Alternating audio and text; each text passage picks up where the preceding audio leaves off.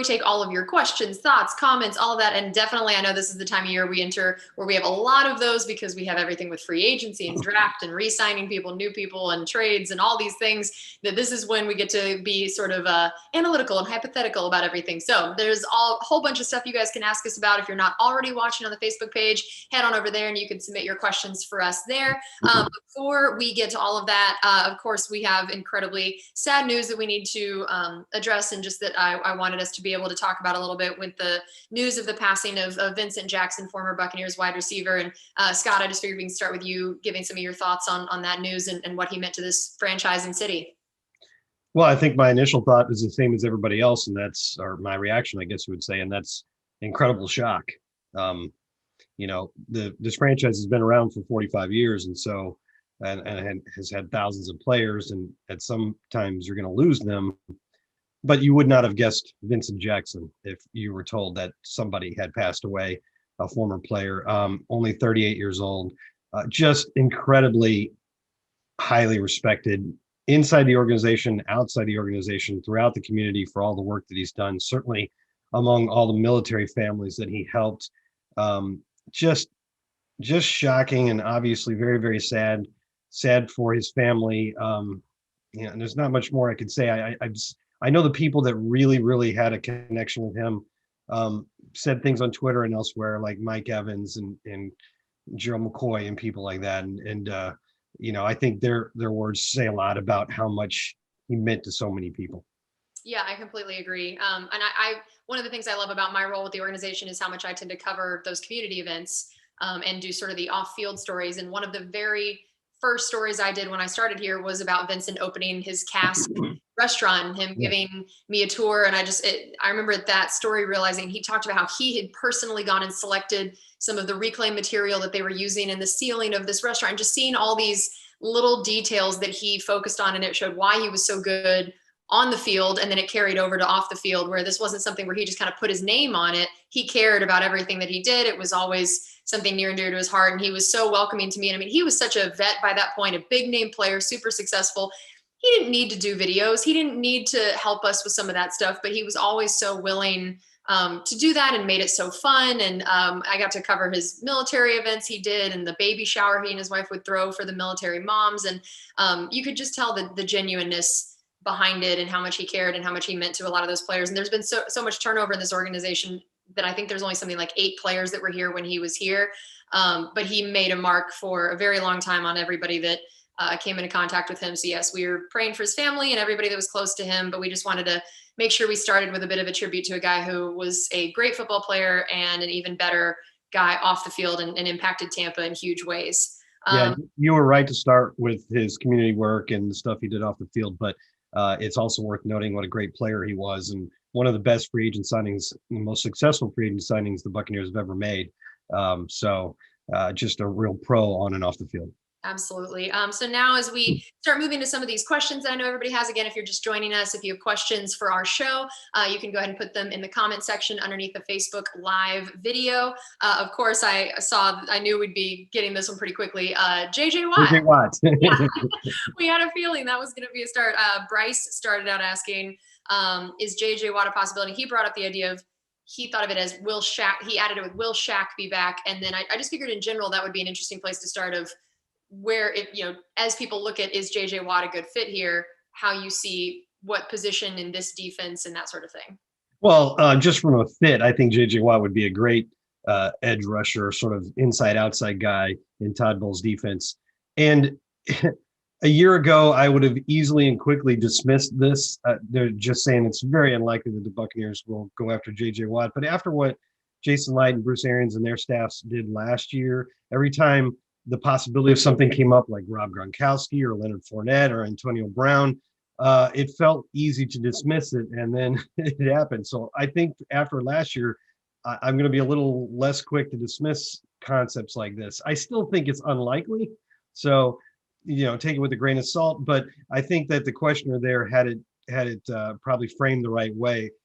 If for some reason Shaquille Barrett was not re-signed, that would make it more likely. But I don't know if the timetable is going to work there, because JJ Watt is already actively searching for a new home. And you see plenty of reports with him being linked to various teams that are possible signings. So JJ Watt might sign somewhere before we know what's going to happen with Shaq Barrett.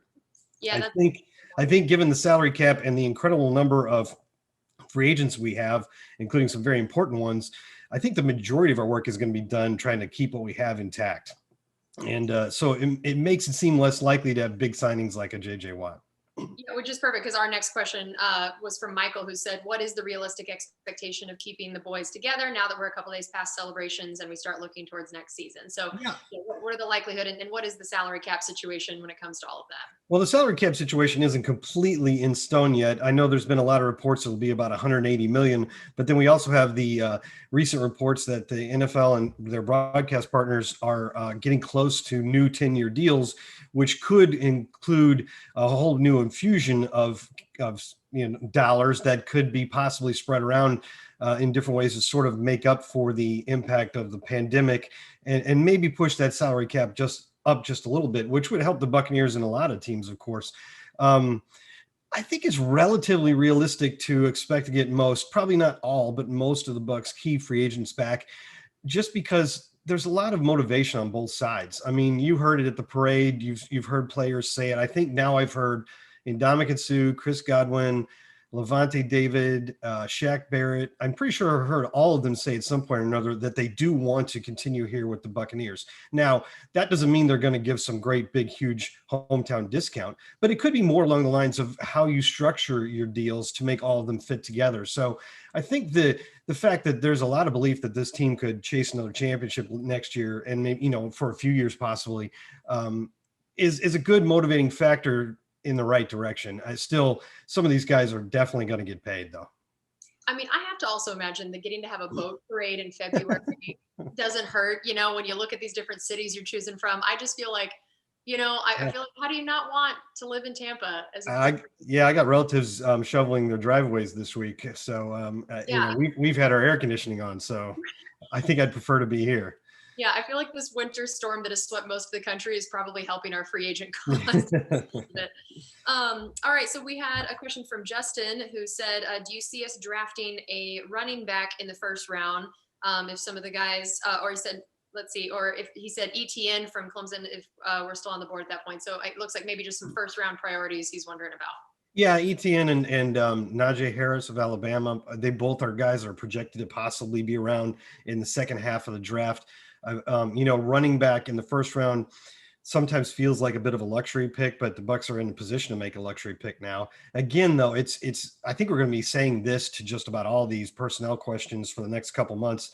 It largely depends on what happens. Does Leonard Fournette come back? Because if you have Leonard Fournette back and Ronald Jones and Keyshawn Vaughn, I think you probably could use your first round pick on something else. It's interesting. We talk about every year how much a lot of the front office people wish you could switch the draft and free agency order. And I feel like this is the first year that it's actually kind of nice for us to have free agency first, that we do have so many guys that we like and want to bring back, that this is the first time it feels more like this is good that we're going to know the free agency situation right before the draft. Because I think you'd rather have Chris Godwin than any receiver you could take at 32. But if you for some reason lose Chris Godwin, that does put that on the table. Right. Yeah. Samuel asked, "Do you think the Bucs will do a lot of short-term deals and wait until next year when the cap is more to sign longer deals?" That makes some sense, and I think that could work with some guys. I mean, I believe Ndamukong Suh, for instance, has signed 3 straight one-year deals, counting the Rams. But there's some guys that aren't going to want one-year deals. I think Shaq Barrett, as an example, really wants to get a long-term deal done at this point. I would think Chris Godwin, who has so far only played on his rookie contract, would want a long-term deal. Of course, there's the option using the franchise tag on one of those guys, which could end up being a one-year deal. I think the questioner makes a good point. It makes a lot of sense. You just have to have motivation on both sides. Christopher had asked, "Do you see us trading down or up or staying at 32? Yeah, I could see us trading down. It makes a lot of sense. I mean, you're already at 32. It's practically the second round. If you could, let's say you could trade down 5 or 10 picks and reclaim the 4th rounder that you gave up to get Rob Gronkowski. That's probably a good move, particularly because it's, the Buccaneers aren't going into this draft with a giant glaring need. I think they clearly needed to get a tackle last year. And everybody kind of knew that. I don't see that here. So you would think that there are a bunch of positions on the board, and with that being the case, it probably doesn't hurt you at all to move down 5 or 10 picks. So if somebody's really motivated to move up and give you a third or fourth round pick, I think it makes a lot of sense. Okay. And Richard asked, are there any assistant coaches going to other teams for promotions? Yeah, I think the Lions made it official maybe today or yesterday that Antoine Randall is our new wide receivers coach. So good for him. We loved having him. It's too bad that he's gone, but that's great for him. I have not heard of any others. And how much is that going to impact this team's ability to have success again next year? I think we talk a lot about re-signing players. In your mind, how big of a factor is bringing back coaches? You always hear every single time how much a team values continuity when it's going into a training camp and it has the same coordinators in particular running the same systems. So it's a huge benefit to the Buccaneers. I think we saw a little bit of that last year. There was the big transition with Tom Brady, your quarterback, fitting into the system, but otherwise the defense under Todd Bowles, they had most of the crew back and the same schemes, and I think you saw how that paid off. So it's definitely a plus for the Bucs. Don't get used to it though, because I'm not sure that's going to last that long. Great. We were also asked, who do you think is the successor after Brady? I don't think we can answer that question yet, because first of all, how many years are we talking about? He seems to be motivated to play beyond 2 years. That would require another contract for that to happen in Tampa. But a lot can happen between then and now. The Bucs could use a draft pick on a quarterback, certainly.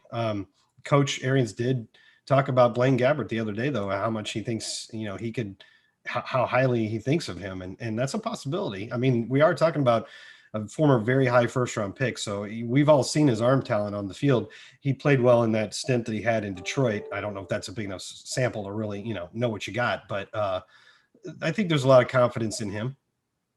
And Jared asked, do you see the Rams as being the biggest challenger in the NFC next season? I think I'd have to go with Green Bay, to be honest with you. I mean, they were the team standing there at the end with the Buccaneers. They had the home field advantage in the first round bye. I know the Rams have an excellent defense, and now they have Matt Stafford. They're definitely going to be a top contender, I would think. But I think I would go with Green Bay first. And then we'll close with this one. Richard asked, if we do get a chance to re-sign most of our guys, what would you say is the biggest need on the team? I think probably not just next year, but moving forward, the Buccaneers could use some help on the edges on defense, some edge rushers or one guy that you could develop into a special player. That's not easy to get when you're picking as low as 32, though. So otherwise, I don't know. They're just not glaring needs, right? I mean, the offensive line, the offensive line is in great shape. Maybe you want another inside linebacker to start preparing for the hopefully not too soon days when you don't have Levante David. But I don't know. He should be around for a while. It's a pretty solid roster up and down. So, a dynamic kick returner would be nice, but that's not something you're going to go after in the first round, I don't think. So I think this feels like the same question as what should the Bucs go after in the first round. And to me, probably the best way to go is outside linebacker, edge rusher. Right. All right. Well, that's going to do it for us on this edition of Buccaneers Insider Live presented by Miller Lite. We are here with you every week, all off season, taking all these amazing questions. Thanks for being with us. We'll see you next time.